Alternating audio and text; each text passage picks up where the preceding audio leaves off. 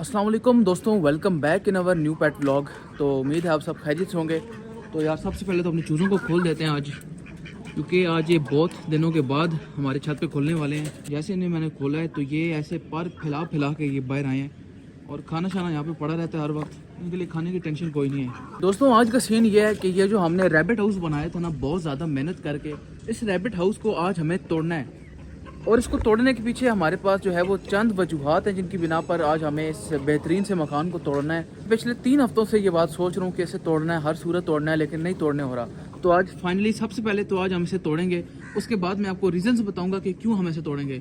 और जहाँ तक बात रही हमारे रैबिट की, तो रैबिट की फिक्र करने की आपको ज़रूरत नहीं है, क्योंकि उसको हम यहाँ पे डक्स वाले डब्बे के अंदर, इस पिंजरे के अंदर हम रख देते हैं तो वो इजीली रह जाता है। और वैसे भी फ़िलहाल वो अकेला है, इसको तोड़ना हमारे लिए बहुत ज़्यादा मुश्किल हो जाएगा। सबसे पहले तो ये मोटा मोटा सामान हम यहाँ से उठाते हैं। एक ये दरवाज़ा है जो कि आगे मैंने रखा हुआ है, और वो इस वजह से रखा हुआ है क्योंकि यहाँ हम इसके साथ कोई दरवाज़ा फिट नहीं कर सकते। अच्छा जी, उसके बाद हमें ये ईंटें हटानी पड़ेंगी। ईंटें भी मैंने इस वजह से रखी हुई थी ताकि यार तूफ़ान वगैरह आता है तो बारिश की वजह से ये छापर ना उड़ जाए। और रात को बारिश हुई है यार, तो ये शीट गीली हुई पड़ी है सारी। इन ईंटों को हम फिलहाल यहाँ पे साइड पे करते हैं।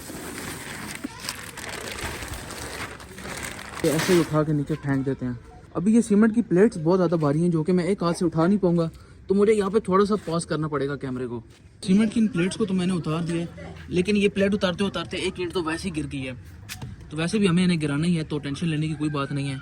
तो ये आस्ते आस्ते करके हम ये मारेंगे ईंट, और ये ईंटें गिरते जाएंगी, क्योंकि ये गारे से ईंटें बनी हुई हैं, इसलिए ये तोड़ना इनको बहुत ज़्यादा आसान होगा। लेकिन हमें थोड़ा एहतियात से तोड़ना पड़ेगा ताकि जो है ईंट टूट ना जाए। ये बहुत ज़्यादा मजबूत बनी हुई है गाइस, और ये दोनों ईंटें एक साथ ही निकल आई हैं। क्या बात है भाई। ऊपर ऊपर से तो मैंने सारा तोड़ दिया है, वो वाली दीवार आसानी से टूट गई है, लेकिन ये दीवार बहुत ज़्यादा मजबूत बनी हुई है, तो ये मेरे हाथों से टूट नहीं गई। थोड़ा सा मैंने मारा है तो ये मेरे हाथ में दर्द शुरू हो गया है, लेकिन गिर ही गई है। इसको हमें थोड़ा सा जोर लगा के खींचना पड़ेगा, तब ये जाके गिरेगी नीचे। और ये पूरी की पूरी दीवार ही गिरती है, कम से कम तो 3 ईंटें इनके साथ होती हैं। अभी मैंने ये मकान तो तोड़ दिया, लेकिन सारी ईंटें मैंने तोड़ के इधर ही फेंक दी हैं, जिसकी वजह से अभी और जगह नहीं है यहाँ पे, क्योंकि आधी जो हमारी दीवार बनी हुई है वो उस साइड पे बनी हुई है, और वहाँ पे मैंने सारी ईंटें उठा के फेंक दी हैं। तो अभी जब तक ये ईंटें साइड पे नहीं हटेंगी तो वो जो है दीवार हम नहीं गिरा पाएंगे।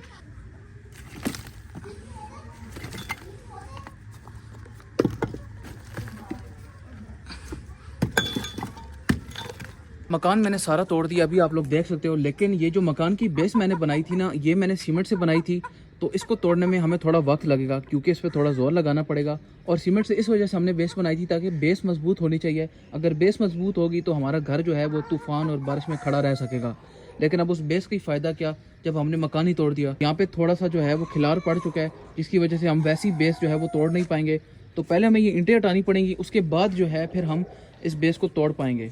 अब जो मकान की ईंटें हमारे पास बच गई हैं, यहाँ पे जो निकली हैं, इन ईंटों को अभी हमने उठाकर वहाँ पे इकट्ठा करना है, क्योंकि वहाँ पे इकट्ठा करने के अलावा हमारे पास और कोई दूसरा ऑप्शन नहीं है। यहाँ पे अगर हम इकट्ठा करेंगे, और चूँकि हमें मकान भी बाद में इधर ही बनाना है, तो हमारे लिए बहुत इजी हो जाएगा वहाँ से मटेरियल इकट्ठा करके यहाँ पे फिर मकान बनाना। अच्छा दोस्तों, मकान तो तोड़ दिया, लेकिन मकान तोड़ने के पीछे जो रीज़न है बिहाइंड द सीन वो क्या है।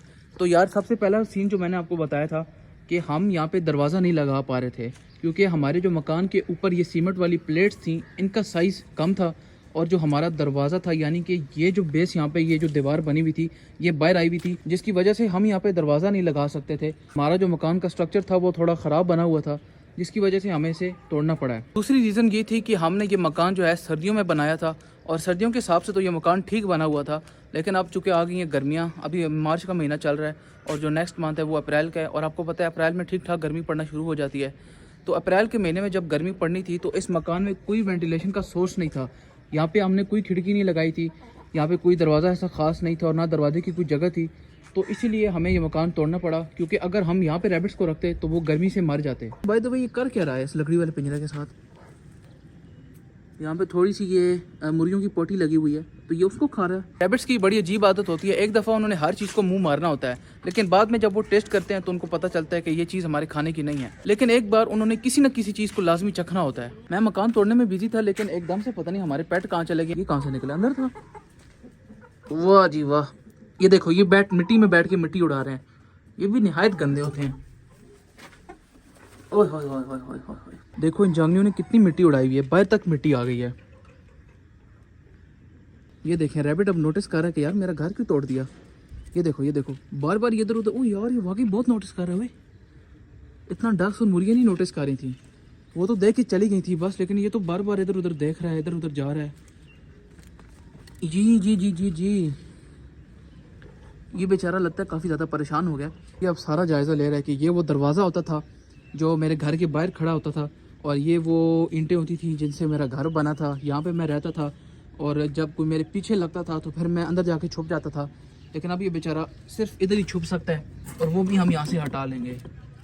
अब तो सीज़न आ चुका है, अब तो पेट मार्केट भरी पड़ी हुई है। पिछले दिनों मैं पेट मार्केट में गया था, वहाँ पे मुझे खरगोश भी मिले थे, उनके बनीज भी मिले थे, डक्स के चिक्स भी थे, और मुर्गियों के चिक्स भी थे, छोटे छोटे देसी भी थे, और ये वाले जो फार्मी होते हैं ये भी पड़े हुए थे। मैं इसलिए नहीं लेकर आया यार, मैंने कहा इतने छोटे चूज़े पालने का हमें एक्सपीरियंस नहीं है, मर ना जाए खुदा न खास्ता, तो वो लोग पाल लेते हैं, उनका एक्सपीरियंस होता है। अभी दोस्तों मैं नीचे जा रहा हूँ, मुझे काफ़ी ज़्यादा रोज़ा भी लग रहा है, और मैं काफ़ी ज़्यादा थक गया हूँ। इसको यहाँ से निकाल के हमें वापस उस खाने में पहुँचाना है। तो चल भाई, हाथ गंदे है, चल तो ऐसे ही आ जा भाई, हाथ भाई आ जा आ जा आ जा, जा शाबाश, चल अंदर। इनका पानी शानी देख लेते हैं, पड़ा हुआ है, खाना शाना भी पड़ा हुआ है। तो गाइज़ यहाँ पे मैं वीडियो को एंड कर रहा हूँ, और वीडियो अच्छी लगी है तो लाइक कीजिएगा, चैनल पे नए हैं तो सब्सक्राइब भी कीजिएगा, और साथ में बेल नोटिफिकेशन भी दबाइएगा। और अगर आपको ये वीडियो अच्छी नहीं लगी या इस वीडियो का कोई पार्ट अच्छा नहीं लगा तो आप हमें कमेंट सेक्शन में बता सकते हैं। हम अपने कंटेंट को इंशाल्लाह जो है वो मज़ीद इम्प्रूव करेंगे, और मिलते हैं इंशाल्लाह अगली वीडियो में एक अच्छे से आइडिया के साथ, अच्छे से कंटेंट के साथ। तो मिलते हैं अगली वीडियो में। ज़िंदगी रही तो अल्लाह हाफ़िज़।